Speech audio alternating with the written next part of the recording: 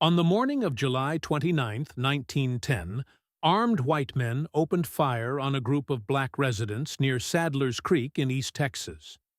The shooting spread across the countryside near Slocum and Denson Springs. It continued through the day and into the night. 8 black men are officially recorded as murdered. The real number may have been higher, but it can no longer be established. 2 other men were wounded. No white person was reported injured. This was not the race war described in sensational newspaper reports. It was a massacre.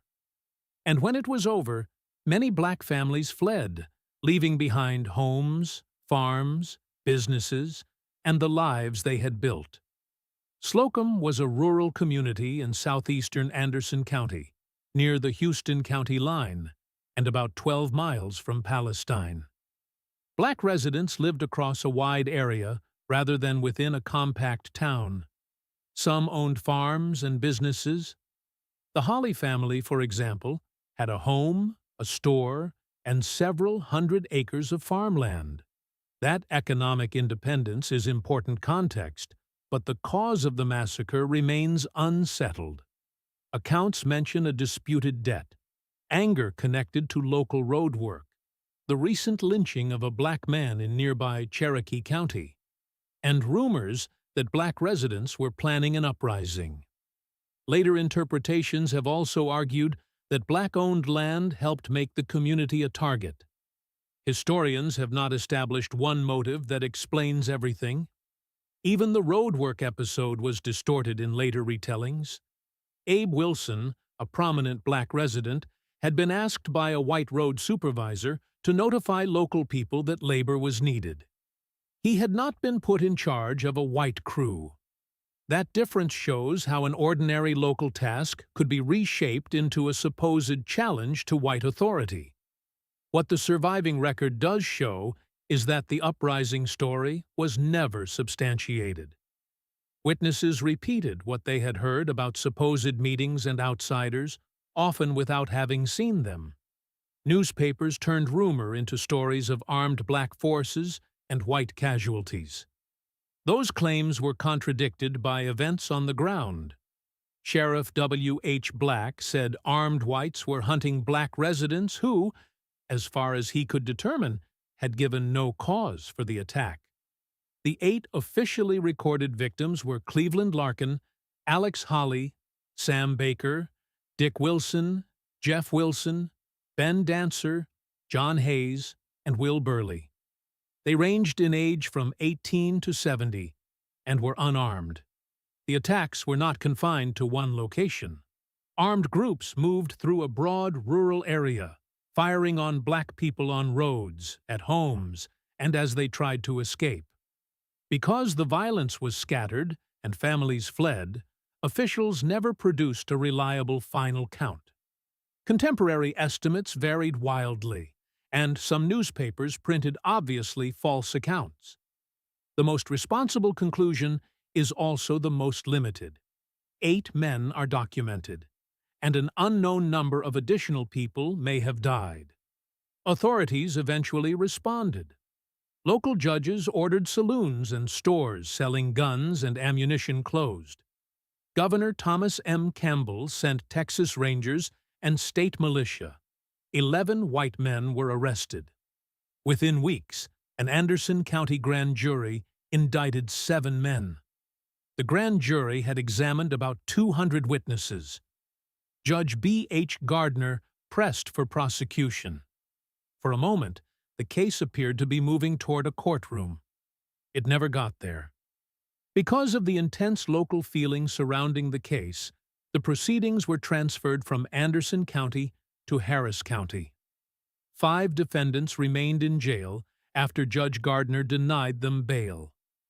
In May 1911, the Texas Court of Criminal Appeals reversed his decision and granted bail. The cases were then dropped without prosecution. No defendant was tried. No one was convicted. The state had been able to send armed forces, question witnesses, make arrests, and secure indictments. But it did not carry the cases through to judgment. For the victims' families, legal accountability ended before a trial began. The violence also changed who could safely remain on the land.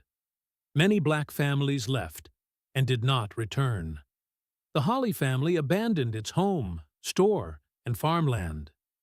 The sources do not let us trace every parcel afterward, and they do not prove a coordinated campaign to seize deeds. But they do establish the essential point. Terror forced people away from property and livelihoods they had possessed. Some black residents stayed in Anderson County. In fact, the black population of the Slocum area increased slightly between 1910 and 1920, though more slowly than the white population. That complication matters. The massacre did not erase every black household, and the community's experience cannot be reduced to a single outcome. Some escaped permanently. Some remained. All had to live with the knowledge that organized racial violence had gone unpunished. For decades, the massacre nearly disappeared from public view. Descendants kept family memories alive, but official recognition did not come for more than a century. Constance Hollie Jawade, a relative of victim Alex Hollie, became a leading advocate for commemoration. She and other descendants worked to move the story from family memory into the public record. In 2011, the Texas House of Representatives adopted House Resolution 865, formally acknowledging the massacre. The Texas Historical Commission approved a historical marker in 2015. Descendants unveiled it near Slocum on January 16, 2016. The marker names the 8 documented victims. It identifies armed white groups as the killers. It records the flight of black families and the failure to prosecute those indicted. A marker is not justice. It cannot return the dead, restore abandoned property, or replace the trial that never happened. But it rejects the false description of a battle between 2 armed sides. It places the massacre back into the landscape where it occurred. Slocum shows how racial terror could do more than take lives. It could make ownership unsafe, scatter families, and leave later records unable to show the full cost. It also shows why uncertainty must be handled carefully. We should not turn rumors or estimates into facts, but we should not let an incomplete record make the documented violence seem smaller than it was. 8 names remain certain: Cleveland Larkin, Alex Hollie, Sam Baker, Dick Wilson, Jeff Wilson, Ben Dancer, John Hayes, Will Burley. Their killers were never tried. Their families carried the story until the state finally put it on a marker. Remembering them means telling both parts of that history: the massacre itself and the long silence that followed. If you value overlooked history, told with care, like this video and subscribe for more.